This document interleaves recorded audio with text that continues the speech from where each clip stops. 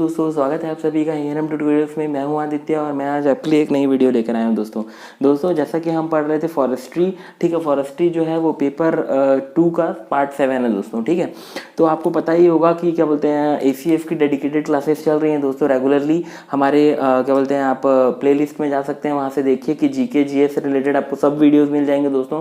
Maths reasoning की videos अभी कुछ नहीं डल रही हैं दोस्तों, लेकिन उससे पहले मैं आपसे एक दरख्वास्त करता हूँ दोस्तों कि प्लीज़ ये आपका ही चैनल है और आप इसे ग्रो कराने में हमारी हेल्प करिए दोस्तों। बिकॉज क्या बोलते हैं अभी हमारे उतने सब्सक्राइबर्स नहीं है, 200-300 सब्सक्राइबर्स हैं दोस्तों। तो प्लीज़ हमारी हेल्प करिए कि हम 1000 सब्सक्राइबर्स तक रीच आउट हो पाएँ और यूट्यूब के नॉर्म्स को पूरा कर पाएँ दोस्तों। ठीक है, तो ज़्यादा से ज़्यादा शेयर करेंगे तो हम उस रीच तक पहुँच पाएंगे दोस्तों। सो आपसे यही मेरी गुजारिश है कि प्लीज़ हमें इतना करने में हेल्प करें दोस्तों। आज हम पढ़ने वाले हैं दोस्तों, टॉपिक है क्या बोलते हैं फॉरेस्ट्री का, और टॉपिक का नाम है मैनग्रोव्स एंड कोल्ड डेजर्ट। ठीक है दोस्तों, कोल्ड डेजर्ट मतलब कि आपका ठंडा रेगिस्तान। ठीक है, जैसे कि आपका क्या बोलते हैं हिमाचल प्रदेश हो गया, शिमला हो गया, वहाँ पे क्या है बर्फ़ की चादर बिछी हुई होती है, लेह लद्दाख हो गया। तो इस तरह की चीज़ों के बारे में हम पढ़ने वाले हैं दोस्तों। नेक्स्ट है आपका मैनग्रोव्स के बारे में पढ़ने वाले हैं, जो कि सदाबहार वन। ठीक है, सदाबहार वन क्या होते हैं, कैसे होते हैं। सदाबहार मतलब क्या, हमेशा उगने वाले क्या बोलते हैं वनों को और ट्रीज़ को सदाबहार कहा जाता है। क्या वो फॉरेस्ट में होते हैं, क्या वो लैंड में होते हैं, क्या वो पानी में होते हैं, किस तरीके से ये उत्पन्न होते हैं दोस्तों, इसके बारे में हम डिस्कस करेंगे। तो ये दो टॉपिक हैं, मैंने आपको टॉपिक हिंदी और इंग्लिश दोनों में लिख कर दे दिया है दोस्तों। सो यहाँ पे हिंदी और इंग्लिश की कोई प्रॉब्लम ही नहीं है। तो यहाँ पे आप इंग्लिश में डेफिनेशन आप देख पा रहे होंगे दोस्तों स्क्रीन के ऊपर। ठीक है, हिंदी में डेफिनेशन बोर्ड पर लिखी हुई है दोस्तों। ऐसे शब्द और वृक्ष जो खारे पानी या अर्ध खारे पानी में पाए जाते हैं। ठीक है दोस्तों, अब इससे पहले मैं आपको एक चीज़ बता देता हूँ दोस्तों। क्या होता है, जैसे कि मान लीजिए ये नदी है। ठीक है, ये नदी है, ठीक नदी है, और ये जाके किसी समुद्र से मिल रही है। मान लीजिए कोई सी है, ठीक है, सी है दोस्तों, सी। अब सी है तो दोस्तों ये नदी और सी का जो जहाँ पे मिक्सअप होगा दोस्तों, तो क्या नदी का पानी क्या होता है, मोस्ट ऑफ द टाइम नदी का पानी क्या होता है, मतलब ना ही मीठा होता है ना ही खारा होता है। हर पानी को मतलब नॉर्मल पानी होता है। ठीक है, अब ये नॉर्मल पानी जाकर अगर ये समुद्र के पानी में मिलेगा तो कौन सा पानी हो जाएगा दोस्तों, ये सी वाटर हो जाएगा। और सी वाटर कैसा होता है, तो सी वाटर होता है दोस्तों खारा वाटर होता है। तो अब खारा वाटर की कहानी है, मतलब आपका मैनग्रोव सदाबहार वन की कहानी यहीं से शुरू होती है दोस्तों कुछ। ठीक है दोस्तों, आप ये जानते होंगे कि ये जो हमारा भारत है, भारत के नीचे वाले एरिया का कुछ ऐसा टाइप का पार्ट है दोस्तों। ये कुछ ऐसा टाइप का पार्ट है। तो मोस्टली जो सदाबहार वन होते हैं वो कोस्टल एरिया में पाए जाते हैं दोस्तों। कोस्टल एरिया मतलब कि जो समुद्री तटीय एरिया होते हैं वहाँ पे मोस्टली पाए जाते हैं दोस्तों सदाबहार वन।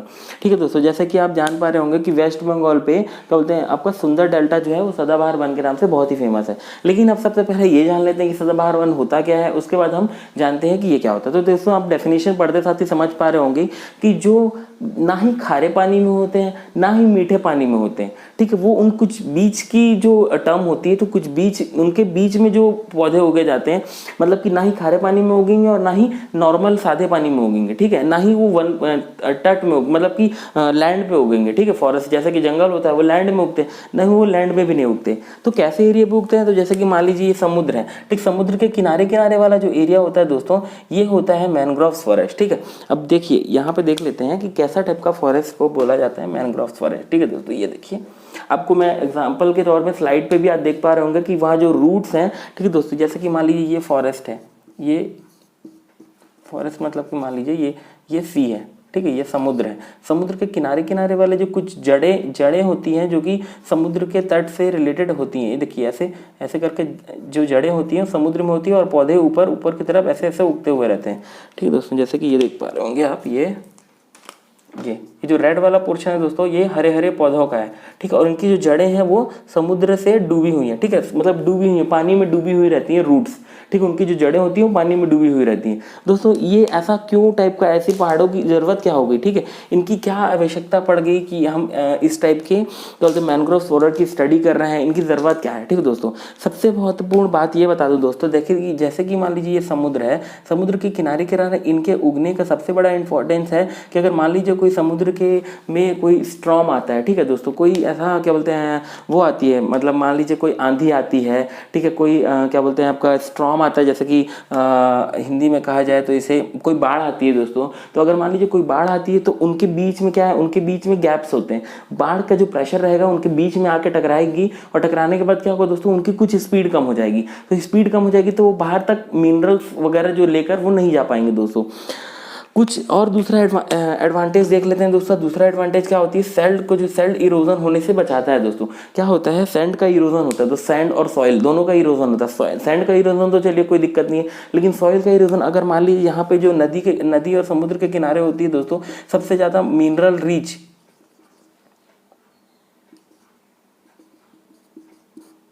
मतलब कि मिनरल कंटेंट सबसे ज़्यादा होते हैं दोस्तों सॉइल के, ठीक है। उनका वाटर लेवल भी बहुत ज़्यादा होता है दोस्तों। तो अगर वहाँ से सॉइल चली जाएगी दोस्तों, तो क्या बचेगा वहाँ पे, तो वहाँ पे क्या होगा, रॉक्स बस बचेंगे। अब रॉक्स बचेंगे तो क्या होगा दोस्तों, वहाँ पे कोई मतलब कि आपका जैसे कि कोई फॉरेस्ट नहीं हो पाएगा, ठीक है, कोई पौधे नहीं हो पाएंगे दोस्तों, तो ये सब नहीं हो पाएंगे। दूसरी बात ये है कि मान लीजिए दोस्तों क्या होता है कि देखिए डायरेक्ट पानी में आने से जीव जंतु डरते हैं। जैसे कि मान लीजिए बाघ हो गया, बड़े बड़े जो शेर वगैरह होते हैं, वो डायरेक्ट पानी पे नहीं आ सकते, तो उन्हें डर लगता है। तो वो क्या करते हैं, ऐसे जो श्रब्स होते हैं छोटे छोटे, उनके जरिए वहां पर आते हैं और वहां पर आके वो अपना कुछ शिकार अगर उन्हें मिल गया, जैसे मान लीजिए कुछ मछली मिल गई, कुछ फ्रॉग्स मिल गए, कुछ स्नेक्स मिल गए, तो वो उनके लिए एक तरह से क्या बोलते हैं, उनके खाने का जरिया बनता है दोस्तों। दूसरी बात ये होती है दोस्तों, क्या होता है कि क्या बोलते हैं आपका, उन्हें डायरेक्ट पानी में जाने से तो डर लगता है, तो वो क्या होता है, वहां पे आकर पानी पीकर क्या बोलते हैं, वहां पर बैठ के थोड़ा उनको तो ठंडा इलाका मिलता है, क्योंकि पानी के जस्ट किनारे होता है दोस्तों। तो ठीक है, ऐसे एक मतलब कि एक क्या बोलते हैं इकोलॉजी टाइप का इन्वायरमेंट मिलता है, जो कि बायोडाइवर्सिटी में भी इनका बहुत बड़ा रोल होता है दोस्तों। तो ये तो आप समझ गए होंगे कि मैंग्रोव्स का काम क्या है और मैंग्रोव किस तरीके से काम करते हैं। ये ऐसे एरिया पे होते हैं, पाए जाते हैं जहां नदी सागर मिलती है, ठीक है, नदी और सागर एक दूसरे से मिलता है, और वहां का जो एरिया होता है वो क्या बोलते हैं, खारा पानी उस समुद्र पे बहता है, ठीक है दोस्तों। अब देखिए इंडिया का शेयर कितना है परसेंटेज में देख लेते हैं मैंग्रोव फॉरेस्ट में, ठीक है। तो वर्ल्ड में परसेंटेज 3% है जो कि इंडिया मैंग्रोव प्रोड्यूस करता है, ठीक है दोस्तों। मतलब मैंग्रोव फॉरेस्ट इंडिया में 3% है, ठीक है, वर्ल्ड रैंकिंग में देखा जाए। और अगर उसको स्क्वायर किलोमीटर में देखा जाए, किलोमीटर स्क्वायर में देखा जाए दोस्तों, तो वो क्या है 4740, ठीक है दोस्तों। ये देख पा रहे होंगे आप 4740 स्क्वायर किलोमीटर है वहाँ इसका एरिया, ठीक है दोस्तों। अब यहाँ पे हिंदी में डेफिनेशन देख लेते हैं। यह तट की स्थिरता प्रदान करता है, ठीक है, स्थिरता प्रदान करता है तट को, ठीक है। एक तट मतलब कि अपन बोल सकते हैं कि यहाँ पे एक समुद्र का किनारा है। स्थिरता मैंने आपको बताया कि अगर कोई पक्षी आ रहा है, कोई जानवर आ रहा है, तो वहाँ पे स्थिर रह सकता है। स्थिर मतलब कि उसे ऑक्सीजन भी मिलेगा, ठीक है, जैसे कि पेड़ पौधों द्वारा जो रिलीज किया जाता है। दूसरी बात क्या होता है दोस्तों, उसे पानी भी मिलेगा, उसे एक छांव का शेल्टर भी मिलेगा दोस्तों। तो ये इस तरीके से क्या बोलते हैं एक हैबिटेट प्रोवाइड हो जाता है दोस्तों। अगर कोई इंसान वहाँ पे जा रहा है तो वो इंसान भी वहाँ पे ठहर सकता है। तो इस तरीके का एक क्या बोलते हैं एक एटमॉस्फेयर क्रिएट करता है, स्थिरता प्रदान करता है। नेक्स्ट देखते हैं दोस्तों, नेक्स्ट क्या प्रदान करता है, जैसे कि प्राणी, मैंने आपको बताया शेर, भालू, चीता के बारे में, ठीक है। प्राणी के बाद दूसरा एग्जाम्पल ले लेते हैं दोस्तों, मछली।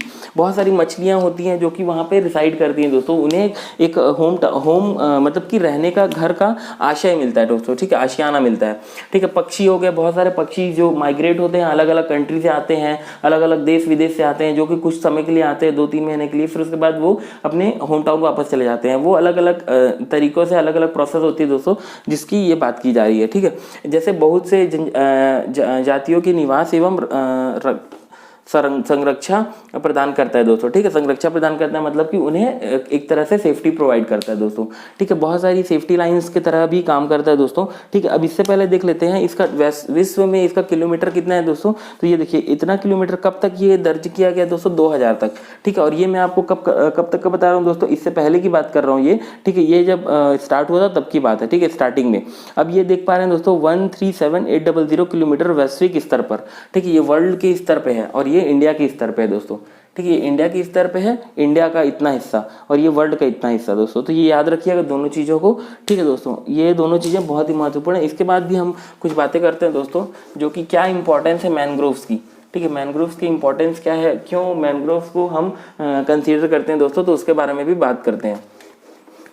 क्या जरूरत पड़ेगी मैनग्रोव्स की स्टडी करने की, तो इससे पहले कुछ देख लेते हैं दोस्तों। मैं आपके लिए जो लेकर आया हूँ, वेस्ट बंगाल में सबसे ज़्यादा है दोस्तों, इसका स्क्वायर किलोमीटर देख लीजिए 2106 square kilometre Sundarban delta. Sundarban delta का आपने नाम सुना होगा दोस्तों।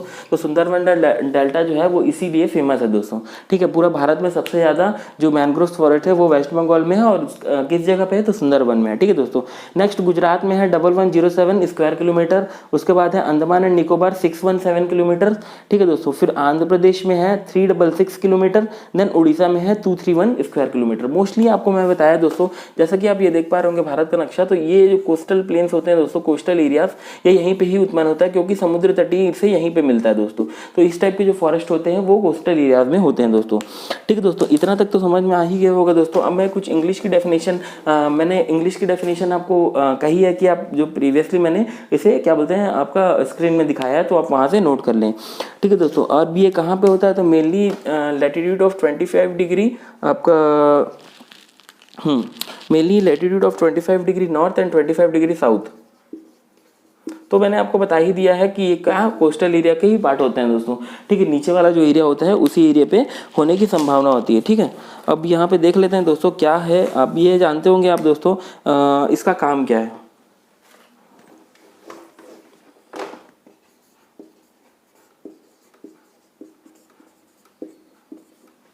पहला काम है सॉइल इरोजन।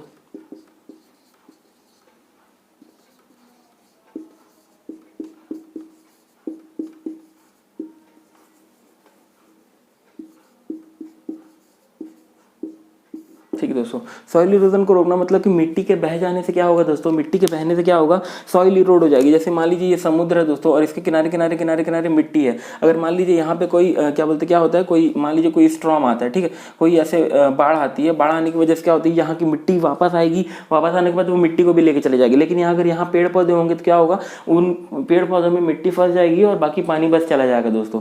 तो इस तरीके से सॉइल इरोजन को रोकने का काम करता है दोस्तों, सॉइल इरोड नहीं हो पाती दोस्तों इससे। दूसरा होता है दोस्तों कैसे लाइन ऑफ डिफेंस की तरह यूज करता है। लाइन ऑफ डिफेंस की तरह यूज करता है दोस्तों, जिसे tidal storm, tidal waves, storms में। तीसरा दोस्तों क्या होता है, ये मेडिसिन पर्पस से भी यूज आते हैं। इसकी जो सर्ब्स होती हैं दोस्तों, मेडिसिन, ठीक है, मेडिसिन पर्पस में इसका यूज होता है दोस्तों। जैसे कि इसका जो स्लिट होता है, ठीक है, स्लिट बनाने के लिए हम यूज करते हैं इसके न्यूट्रिएंट्स। इसके जैसे कि मान लीजिए दोस्तों ये होते हैं इसके, मान लीजिए इसका जो तना होता है छिले, और यहाँ मान लीजिए ये पेड़ है, ठीक है, तो ये वाला जो पेड़ है दोस्तों आप देख पा रहे होंगे, मैं स्क्रीन में भी दिखाता हूँ। ये वाला जो पेड़ है दोस्तों, इसके जो नीचे नीचे वाला जो एरिया है ये सूख जाने के बाद ये एक मेडिसिन का काम करता है। जैसे कि मान लो औषधियों के रूप में भी इसे देखा जाता है दोस्तों। ठीक है, औषधियों के रूप में भी इसे यूज किया जाता है दोस्तों। तो एक तरह का यूज है दोस्तों इसका। स्लिट न्यूट्रिएंट्स के लिए भी यूज किया जाता है। ठीक है, अब जैसे कि मान लीजिए इसकी मेडिसिन किस पर्पस से बनती है, तो कैंसर पेशेंट्स,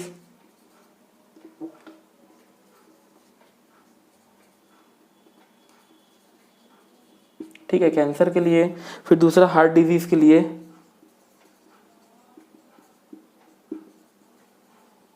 ऐसी तो जो डिजीजेज होती हैं दोस्तों उसके लिए यूज़ किया जाता है। बहुत ही स्लिट क्या बोलते हैं, बहुत ही न्यूट्रिएंट्स इसमें मिलते हैं, बहुत ही अधिक मात्रा में मिलते हैं दोस्तों। तो ये इसका काम हो गया दोस्तों। काम तो आपको समझ में आ ही गया होगा दोस्तों। ठीक है, अब काम के बाद क्या देख लेते हैं दोस्तों, इसके वो देख लेते हैं दोस्तों, क्या इसका modes of adoption. Mode of adoption,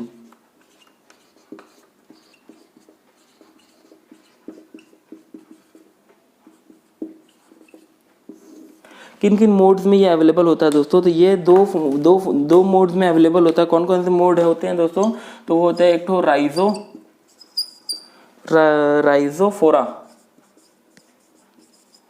ठीक है दोस्तों, और एक है दोस्तों न्यूमैटोफोरा।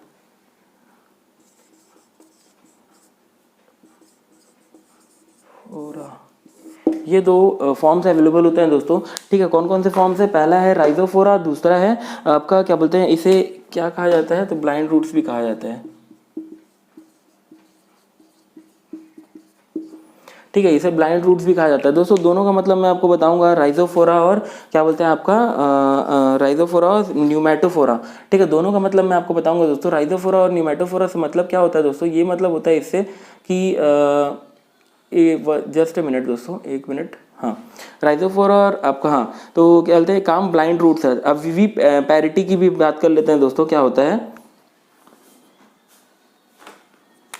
ठीक, अब ये देखिए राइजोफोरा का यूज कब करते हैं दोस्तों, राइजोफोरा तब यूज होता है दोस्तों जैसे कि अगर मान लीजिए ये रेस्पिरेशन की एक प्रोसेस होती है दोस्तों। ठीक है, रेस्पिरेशन प्रोसेस, ठीक दोस्तों, क्या होता है कि आपको मैं दिखाता हूँ। जैसे कि मान लीजिए क्या होता है कि मान लीजिए ये जो ये समुद्र है, ठीक, समुद्र के किनारे वाला जो एरिया है दोस्तों, ये यहाँ पे कुछ क्या बोलते हैं आपको पौधे उगे हुए हैं, ठीक है। अब क्या होता है, इन पौधों से क्या होता है दोस्तों, इनके जो ऑक्सीजन कंटेंट होता है दोस्तों, यहाँ पे जो एक तो वाटर का नाम होता है दोस्तों,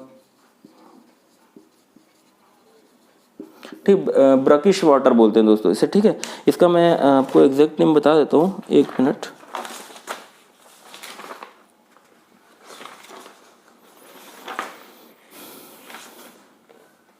हाँ, ब्रैकिश वाटर बोलते हैं दोस्तों, ठीक है।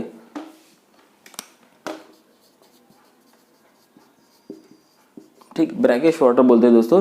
ब्रैकेट वाटर में क्या होता है दोस्तों, ऑक्सीजन कंटेंट बहुत ही कम होता है दोस्तों, ठीक है। ऑक्सीजन कंटेंट की कमी से क्या होता है दोस्तों, इसमें ऑक्सीजन का जो पेनिट्रेशन होता है वो बहुत कम होता है। पेनिट्रेशन मतलब कि ऑक्सीजन जो नीचे लेवल पे होता है वो बहुत कम होता है दोस्तों।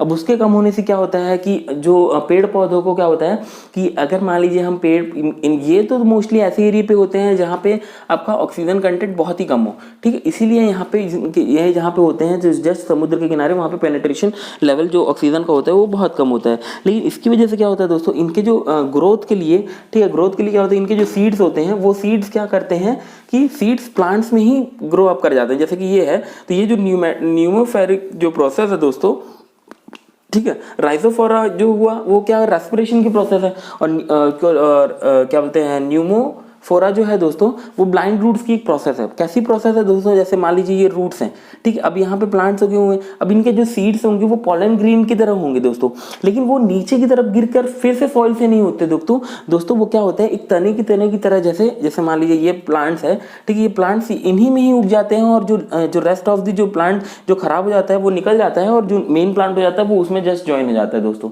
तो यही एक प्रोसेस है जिसे ब्लाइंड रूट्स भी कहा जाता है, ठीक है। जो खत्म हो जाते हैं रूट्स वो अपने आप हट जाते हैं, और जो न्यू रूट्स होते हैं वो ज्वाइन हो जाते हैं दोस्तों। तो यही पूरी प्रोसेस थी दोस्तों। मैंने आपको मोड ऑफ अडॉप्टेशन से लेके हर एक चीज बताई दोस्तों, जो कि आपका मैनग्रोव्स के लिए इंपॉर्टेंट थी, ठीक है दोस्तों। इससे ज्यादा मैनग्रोव्स में पढ़ने की जरूरत नहीं है, क्योंकि इससे ज्यादा कुछ नहीं आएगा। अब पढ़ते हैं अपन कोल्ड डेजर्ट की तरफ, ठीक है। कोल्ड डेजर्ट जो है उसके बारे में जानते हैं दोस्तों। तो दोस्तों अब हम बात करते हैं कोल्ड डेजर्ट के बारे में। कोल्ड डेजर्ट क्या होता है, कोल्ड डेजर्ट को हिंदी में कहा जाता है दोस्तों, क्या कहा जाता है कोल्ड डेजर्ट को, तो कोल्ड डेजर्ट को कहा जाता है शीत मरुस्थल, ठीक है दोस्तों। शीत मरुस्थल किस टाइप के एरिया को कहा जाता है, जैसे कि आप देखे होंगे लेह लद्दाख का एरिया है, लेह लद्दाख, ठीक है दोस्तों। शिमला हो गया, ठीक है, शिमला हो गया, लेह लद्दाख हो गया, हिमालय हो गया, ठीक है दोस्तों। ये टाइप का जो एरिया होता है दोस्तों इसे कहा जाता है, क्या कहा जाता है इसे, तो इसे कहा जाता है शीत मरुस्थल, कोल्ड डेजर्ट, ठीक है दोस्तों। कोल्ड डेजर्ट एक ऐसे टाइप का एरिया होता है दोस्तों, जिस तरीका जैसा आपने देखा होगा कि रेगिस्तान होता है दोस्तों, जहाँ पे केवल लेयर होती है, परत होती है केवल और केवल रेत की, ऐसे ही आपका क्या बोलते हैं कोल्ड डेजर्ट होता है, जहाँ पे केवल और केवल परत होती है दोस्तों बर्फ की, ठीक है दोस्तों। बर्फ की चादर बिछी हुई थी दोस्तों चारों ओर। और ये कैसे एरिया पे दोस्तों होता है दोस्तों, ये कहाँ पे होता है, देखिए कोल्ड डेजर्ट कहाँ पे होता है, तो cold desert have a hot summer and cold winter, ठीक है दोस्तों। समर में क्या होता है दोस्तों, समर में ये बहुत ही गर्मी होती है। यहाँ पे लोग सोचते होंगे नहीं यहाँ पे बर्फ बिछी हुई है तो बहुत ठंडी होती होगी, लेकिन यहाँ पे दोस्तों क्या होता है, हॉट समर्स में हॉट होता है एंड कोल्ड एट विंटर, बहुत ही ज़्यादा कोल्ड होती है विंटर में दोस्तों, ठीक है दोस्तों। अब ये लगता होगा कि ऐसा क्यों होता है, तो इसका एक रीज़न है दोस्तों। देखिए क्या होता है, अब मैं आपको बता देता हूँ इसकी पूरी प्रोसेस क्या होती है। जैसे ही हम ऊपर की तरफ जाते हैं दोस्तों, ये पृथ्वी लेवल है, इससे जितना भी ऊपर की तरफ जाते जाएंगे दोस्तों, ऊपर जाने से क्या होगा दोस्तों, इनका जो एटमॉस्फेरिक जो प्रेशर है, ऑक्सीजन का लेवल है वो कम होता जाता है दोस्तों। जब ऑक्सीजन का लेवल कम होता जाएगा तो एटमॉस्फेयर में ऑक्सीजन तो होगा नहीं, ठीक है दोस्तों। अब देखिए यहाँ पे क्या होगा, यहाँ पे बर्फ ही क्यों जम जाती है, क्योंकि यहाँ पे देखिए जो एटमॉस्फेयर है, ठीक है, मान लीजिए ये पूरा एटमॉस्फेयर है। अब इस एटमॉस्फेयर की भी एक लिमिट होती है, जैसे कि मान लीजिए ये एक डब्बा है, इस डब्बे का कुछ लिमिट होगा कि इस डब्बे में 100 चॉकलेट्स आ सकती हैं, ठीक है दोस्तों। 100 चॉकलेट्स आ सकती हैं इस डब्बे में। अगर मैं इस डब्बे में चलो मान लो ज़्यादा से ज़्यादा 105 चॉकलेट डाल सकता हूँ दोस्तों, लेकिन अगर 105 से मैं 106 डालूंगा दोस्तों तो क्या होगा, ये डब्बे से नीचे गिरने लगेगी। ऐसे ही कुछ यहाँ पे होता है दोस्तों। एटमॉस्फेयर में जो मॉइस्चर कॉन्टेंट होता है दोस्तों, मॉइस्चर कॉन्टेंट की क्वान्टिटी इतनी होती है दोस्तों कि वो पूरे जो मतलब जो एटम्स होते हैं, एटम्स के जो मॉलिक्यूल्स होते हैं उसमें जो मॉइस्चर कॉन्टेंट होता है वो इतनी एक्स्ट्रा लेवल पे प्रेजेंट हो जाता है दोस्तों कि वहाँ पे पूरे एरिया पे बर्फ जमी हुई होती है। ठीक है, वैसे तो ऊपर की तरफ हम जाते हैं तो ऑक्सीजन का लेवल तो जैसे भी कम होता जाता है, और ऑक्सीजन के कम लेवल के कम होते होते हुए भी वहाँ के वातावरण में जो मॉइस्चर कंटेंट होता है दोस्तों वो इतनी एक्सेस क्वांटिटी पे होता है दोस्तों कि उसकी वजह से क्या होता है, यहाँ पे जो पूरे एरिया पे क्या होता है, बर्फ जम जाती है। और बर्फ इसलिए भी जमती है और इसके कारण और बहुत सारे कारण होते हैं दोस्तों से। Found in high and flat area called plateaus, mostly plateaus में मिलते हैं दोस्तों। बर्फीले पहाड़ देखे होंगे आपने, शिमला, हिमाचल, यहाँ पे अगर आप गए होंगे तो ये इस एरिया पे आपको बहुत सारी ये सब चीज़ें देखने को मिलेगी। और अगर आप जैसे कि आप सामान्यतः छत्तीसगढ़ के मैन पार्ट में जाएंगे दोस्तों, मैन पार्ट वाला एरिया में, मैन पार्ट वाले एरिया में क्या होता है दोस्तों, ठंडी बहुत पड़ती है ठंड के समय पे। क्यों पड़ती है दोस्तों, क्योंकि ये पहाड़ वाला एरिया है दोस्तों। अंबिकापुर हो गया, मैन पार्ट हो गया, सरगुजा हो गया, बलरामपुर, ये सब एरिया दोस्तों क्या होता है, यहाँ पे बहुत सारा तालाब भी हैं। ठीक है, आप देखे होंगे अगर इसका ज्योग्राफिकल स्ट्रक्चर की आपने स्टडी की होगी, मतलब कि भौगोलिक क्या बोलते हैं तरीके से अगर आपने इसकी स्टडी हुई होगी तो आपको पता होगा कि लगभग केवल क्या बोलते हैं आपका जो एरिया पड़ता है, अंबिकापुर के पास एक गाँव पड़ता है दोस्तों जो कि विकास खंड है दोस्तों, क्या है आपका लखनपुर। ठीक दोस्तों, इसे कहा जाता था लगभग यहाँ पे 150 तालाब, ठीक है 150 तालाब थे अभी क्या बोलते हैं राजा महाराजा के समय पे। ठीक है दोस्तों, तो लगभग यहाँ का जो टेम्परेचर एक समय बहुत ही कम जाता था दोस्तों, जो कि आपका मैन पार्ट से लगभग इसी के बराबर का टेम्परेचर यहाँ पे जाता था ठंड के समय पे। ठीक है दोस्तों, मतलब कि मैं कम टेम्परेचर कम की बात कर रहा हूँ दोस्तों, ठंड की बात कर रहा हूँ, मतलब टेम्परेचर कम की बात कर रहा हूँ, ये नहीं बोल रहा हूँ। देखिए अब ये दो चीज़ें होती हैं दोस्तों। अब एक और चीज़ें बता देता हूँ आपको, जैसे हम बोलते हैं टेम्परेचर 20 डिग्री है, 30 डिग्री है, 40 डिग्री है, ये टेम्परेचर बढ़ रहा है। ठीक है, और अगर हम बोलते हैं कि 10 डिग्री है, -4 डिग्री है, मतलब 10 डिग्री है, 5 डिग्री है, 1 डिग्री है और -1 डिग्री है, जो ये टेम्परेचर घट रहा है। जितना टेम्परेचर घटेगा उतना ठंडा होगा, जितना टेम्परेचर बढ़ेगा उतना ज़्यादा क्या होगा, गर्मी होगी। तो इसलिए हम टेम्परेचर बढ़ना मतलब ये नहीं होता, टेम्परेचर मतलब ये बोला जाता है कि ठंड में टेम्परेचर कम हो जाता है और क्या बोलते हैं गर्मी में टेम्परेचर बढ़ जाता है। ठीक दोस्तों, तो ये टेम्परेचर बढ़ना और टेम्परेचर घटना की बात कंप्लीट हो गई यहाँ पे दोस्तों। अब देखते हैं आगे क्या दिया हुआ है, आगे समझ लेते हैं कुछ पॉइंट्स को। ठीक है दोस्तों, ठीक, और temperature region lie between polar region. ठीक है, अब आपको पता ही होगा कि एक तो हमारा कौन सा पोल है, नॉर्थ पोल और एक साउथ पोल है। ठीक है, तो पोलर रीजन जो लाई करते हैं, ठीक है, जो top temperature lies between polar region and cold desert. ठीक है, कोल्ड डेजर्ट और पोलर रीजन है। पोलर रीजन हमारे पास दो ही हैं। अब कोल्ड डेजर्ट इनमें से कौन सा कोल्ड डेजर्ट, तो इन दोनों के बीच का जो टेम्परेचर होता है वो वहाँ पे लाई करेगा दोस्तों। ठीक है, तो अब आपको तो पता ही है नॉर्थ पोल और साउथ पोल। ठीक है, दो टाइप के पोल है हमारे पास। ठीक है दोस्तों, तो ये समझ में आ गया होगा आपको पोलर रीजन कौन कौन से पोल्स हैं हमारे पास। ठीक है, तो ये तो इतना तो समझ में आ गया दोस्तों। ठीक है, अब ठंडे रेगिस्तान, अब डेजर्ट कौन कौन से होते हैं दोस्तों, इसके बारे में भी थोड़ा ओवरव्यू ले लेते हैं। तो कौन कौन से डेजर्ट होते हैं, तो एक तो हॉट डेजर्ट होता है, एक तो सेमी एराइड डेजर्ट होता है, एक तो कोल्ड डेजर्ट होता है, और एक तो आपका कोस्टल डेजर्ट होता है, और एक तो कोल्ड डेजर्ट होता है। अब इनके बारे में भी सेपरेट करके थोड़ा बहुत नॉलेज ले लेते हैं दोस्तों। ठीक है, क्या है कि अगर मान लीजिए इनसे रिलेटेड कुछ थोड़ा बहुत भी क्वेश्चन आ जाता है तो आपको बन जाएगा। तो उससे पहले कुछ ये देख लेते हैं दोस्तों, largest cold desert on the earth is Antarctica. ठीक है, अंटार्कटिका जो है वो सबसे लार्जेस्ट कोल्ड डेजर्ट है दोस्तों, जो कि हमारे अर्थ में प्रेजेंट है। ठीक है, ice sheet occupy 90% of the area. ठीक है, वहाँ की जो आइस की परत है, चादर है, वो कितना 90% वहाँ का एरिया कवर अप किए हुए है दोस्तों। तो मतलब सबसे ज़्यादा जो ठंड पड़ती है वो अंटार्कटिका में पड़ती है। ठीक है, अब दोस्तों यहाँ पे हॉट डेजर्ट के बारे में देखते हैं दोस्तों। हॉट डेजर्ट वैसा डेजर्ट होता है दोस्तों जो कि आपका रेती के रेगिस्तान, ठीक है, रेत के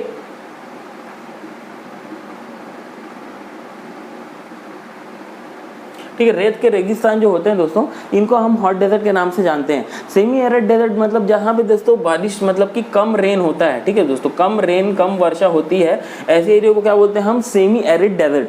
ठीक है, मतलब कि वहाँ पे बारिश बहुत कम होती है दोस्तों। ठीक है, मतलब मान लीजिए ना के बराबर होती है। जैसे कि हम राजस्थान वाले एरिया हो गया, ये सब वाले एरिया को हम क्या बोलेंगे, आपका हॉट डेजर्ट हो गया। ठीक है, जहाँ पे मतलब बारिश की का जो वो है 50 mm to 100 सेंटीमीटर के बीच में रहता है। यही शायद इससे भी कम होता है, बीच में रहता है। ठीक है, इनके बीच में रहता है दोस्तों। अब कोस्टल डेजर्ट कैसे डेजर्ट होते हैं दोस्तों, जो कि कोस्ट में आते हैं। जैसे कि मान लीजिए ऐसे कुछ एरिया होते हैं, ठीक है, जहाँ पे कोस्ट में होने के बावजूद भी, कोस्टल डेजर्ट में होने के बावजूद भी वहाँ पे बारिश कम होती है दोस्तों। तो ऐसे एरिया को हम बोलते हैं कोस्टल डेजर्ट, जहाँ पे बारिश कम होती है और वहाँ पे सूखापन रहता है, और वो केवल समुद्र की मॉइस्चर या फिर समुद्र का जो वाटर लेवल होता है उसकी वजह से ही वहाँ का एरिया जो है, वहाँ का वाटर लेवल मेंटेन हो पाता है दोस्तों। ठीक है, क्योंकि ये तो पता ही होगा आपको कि कोस्टल एरिया वैसे एरिया होते हैं जहाँ पे समुद्र के किनारे वाले एरिया को हम कोस्टल एरिया बोलते हैं। अब कोल्ड डेजर्ट तो आपने समझ ही लिया दोस्तों कि कोल्ड डेजर्ट क्या होते हैं। कोल्ड डेजर्ट के बारे में मैंने समझाया आपको बहुत अच्छे से। तो दोस्तों आपको कोल्ड डेजर्ट बहुत ही अच्छे से समझ में आया होगा, मैं जहाँ तक आपको बताया है। ठीक है दोस्तों, तो हमारी वीडियो आज यहीं पे समाप्त करते हैं दोस्तों। मिलते हैं हम अपनी नेक्स्ट वीडियो पे, और तब तक के लिए मैं आपसे ये गुजारिश करूंगा दोस्तों कि कृपया कर हमारे चैनल को सब्सक्राइब करें और वीडियो को लाइक करें दोस्तों, और हमें उस रीच तक लेकर जाएं जहां तक हम उम्मीद करते हैं दोस्तों आपसे। तो मिलते हैं हम अपनी नेक्स्ट वीडियो पे।